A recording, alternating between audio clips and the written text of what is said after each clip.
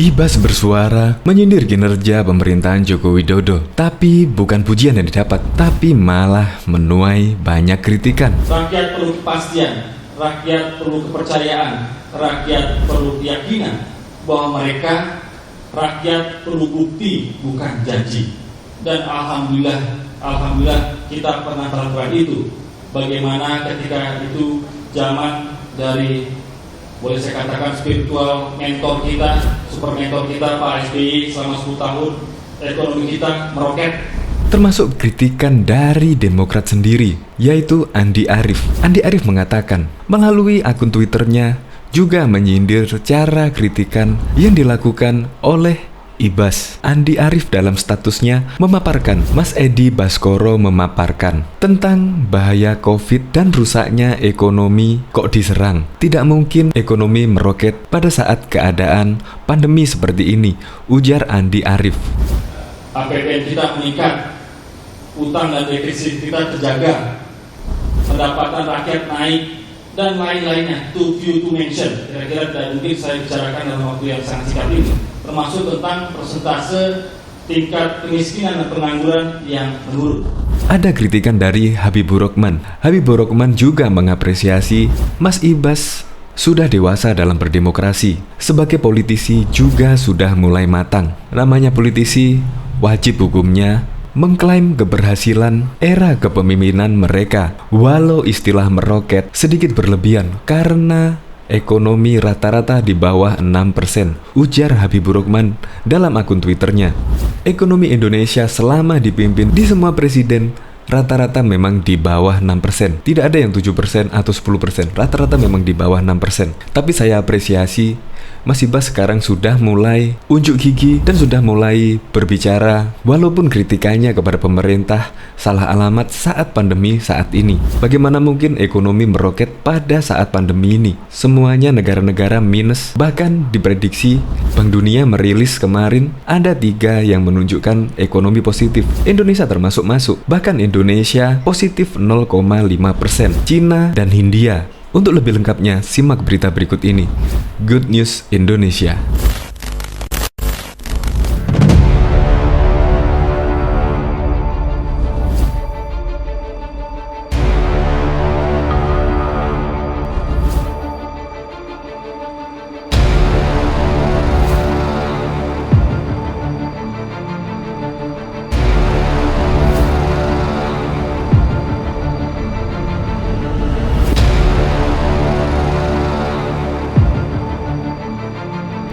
Sebelum menyaksikan video ini, pastikan bosku jangan lupa subscribe. Karena subscribe itu gratis plus bonus tonton video terbaru setiap harinya. Jangan lupa ya. Ibas bersuara, rakyat perlu bukti pak, bukan janji. Ketua fraksi Partai Demokrat DPR Edi Baskoro Yudhoyono mengungkapkan Indonesia saat ini menghadapi banyak tantangan, mulai dari pandemi, ekonomi, pembangunan, kesejahteraan, penegakan hukum, demokrasi, dan hak-hak sipil.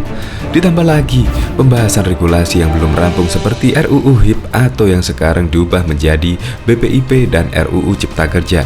Selain itu, menurut Ibas, isu-isu RUU Pemilu serta RUU Pilkada pun akan menjadi menarik untuk dicermati ke depan.